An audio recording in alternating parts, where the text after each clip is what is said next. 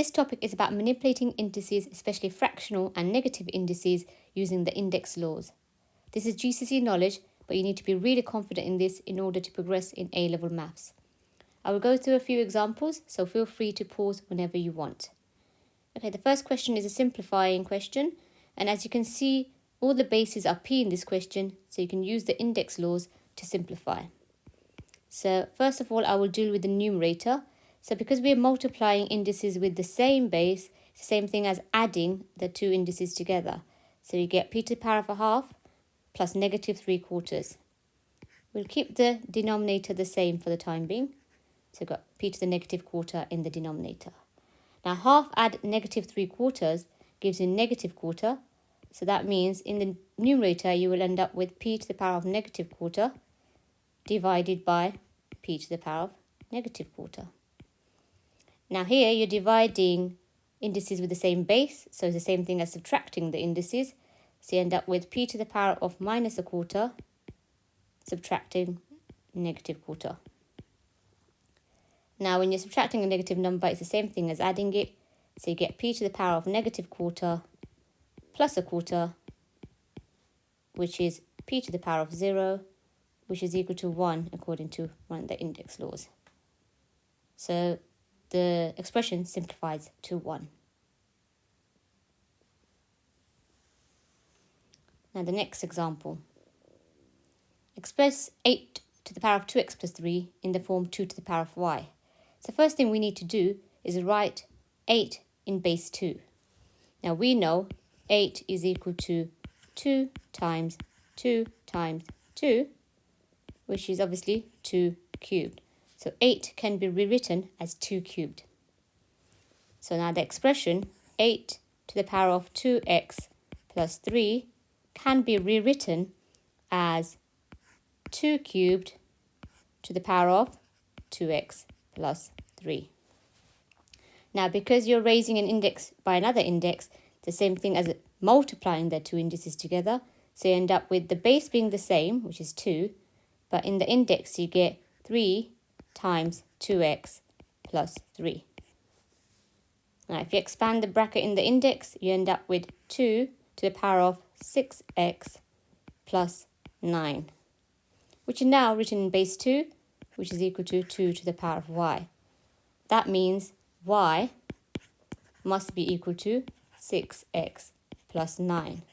Now this is stating y in terms of x. When you read the statement y in terms of x, it means make y the subject of the formula. So you have y is equal to blah blah blah. So this is the correct solution. Now looking at the next example, it's a simplifying question, but you want it in a certain form.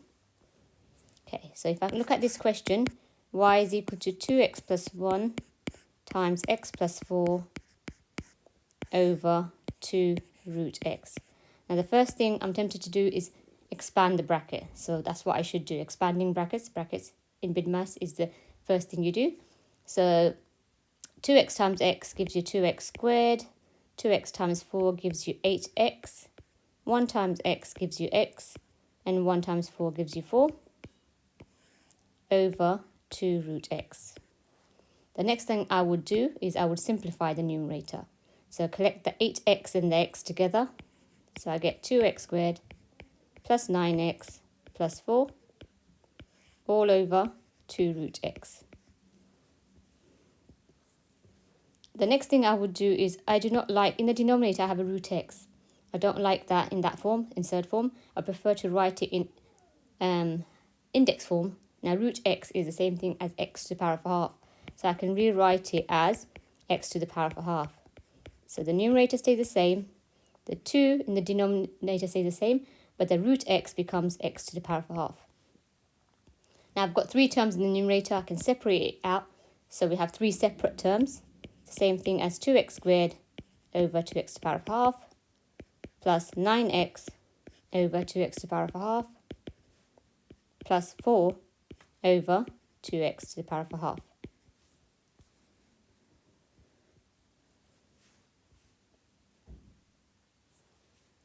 Now what I do is for each term, I'll separate the numerical part and the algebraic part.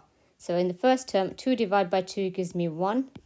X squared divided by x to the power of half gives me x to the power of 3 over 2. So that's the first term. Plus 9 divided by 2 gives me 4.5. I prefer to leave it as a fraction, so I'll leave it as 9 over 2. X divided by x to the power of a half is x to the power of 1. Take away half, which is x to the power of a half. Plus 4 divided by 2 is 2. 1 over x to the power of a half. The x to the power of half is in the denominator, so you can write it as x to the power of negative half. Now this implies, because we've got it in the correct form now, this must be P, this must be Q, and that must be R. So P must be equal to 1, Q must be equal to 9 over 2, and R must be equal to 2. So that would be my solution to that question.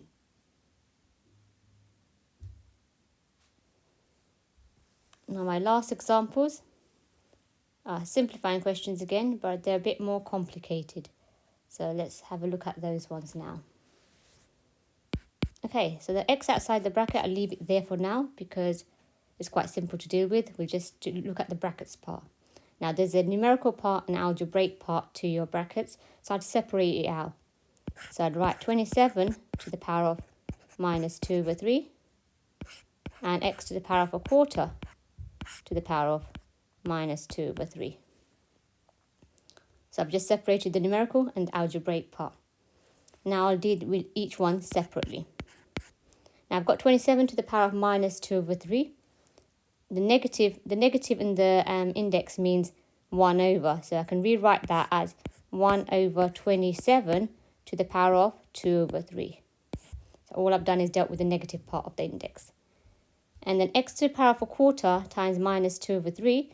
Because it's a power raised by another power, you just multiply it together.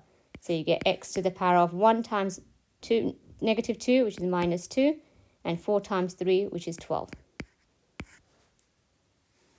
Okay, now all I need to do is start simplifying this further. X stays the same. 1 over 27 to the power of 2/3 is the same thing as cube rooting 27. And then, oops, let's undo that. Cube rooting 27 and then squaring it.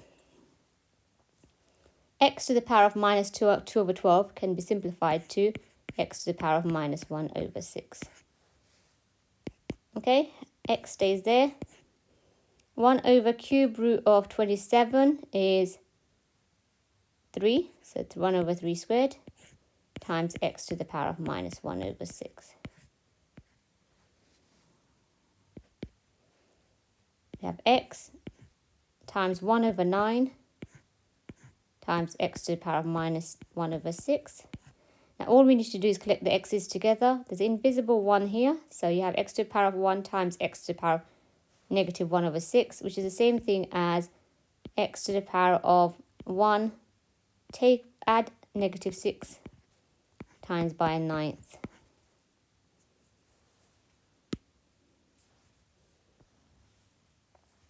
When you simplify that further, bring the 9th forward, and x, 1 tip plus negative 6 becomes positive 5 over 6.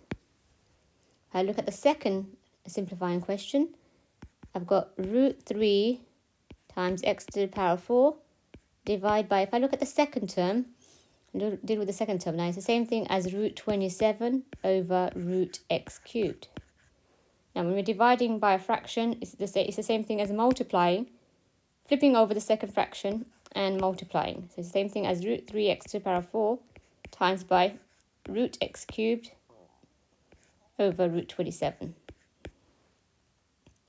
Now if I put the numerical part together, which I get root 3 over root 27 for, and then separate out the algebraic part, which is x to the power of 4 times root x cubed, I end up with this. Okay, looking at the, obviously, numerical part first, I get root 3 at the top. Root 27 can be split up into root 3 and root 9. So that we get that, which means we can simplify it to this. X to the power of 4 can stay as x to the power of 4.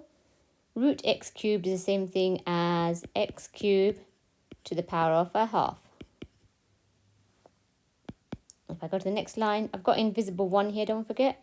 So it's 1 over root 9, which is 3, 1 over 3. X to the power of 4, say this, x to the power of 4 times x to the power of 3 over 2. If I simplify, one last step, same thing as x to the power of 4 plus 3 over 2.